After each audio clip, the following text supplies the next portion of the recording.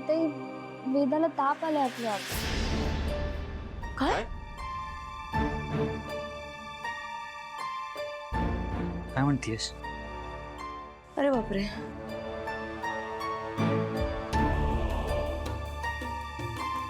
ताप आहे तिला. बाळा चल आपण डॉक्टरांकडे जाऊयात. हा चल. अथर्व, डॉक्टरकडे न्यायची काही गरज नाहीये. तिला गोळी घेऊन थोडा आराम करू दे, बरं वाटेल तिला. नाही मॅडम, पण मला बरं नाही वाटणार ना.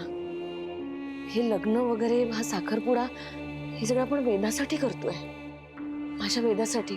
आणि या कार्यक्रमात माझी वेदाच नसेल तर काहीच अर्थ नाही उरणार.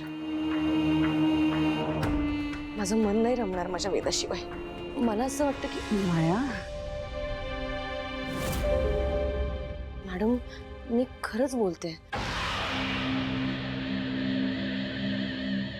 एक पत्नी होण्याआधी मी वेदाची आई आहे. आणि लेकीशिवाय आईचं मन कधीच कुठेच रमणार नाही. माझी वेदाच नसेल तर नको हा साखरपुडा. आपण नंतर करूया हे सगळं. हा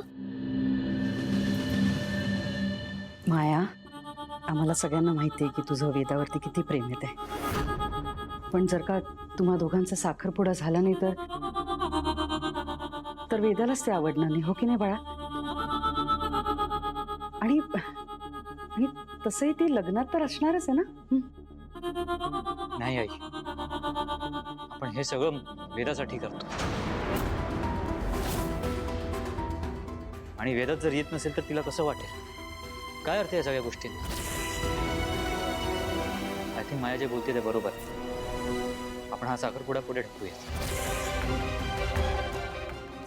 साखर अथर्व, आपल्याला मग लग्नही पुढे ढकलावं लागेल, कळतंय का तुला? हरकत नाही, करूयात तसं मग. अथर्व, अरे पाहुणे आलेत सगळे.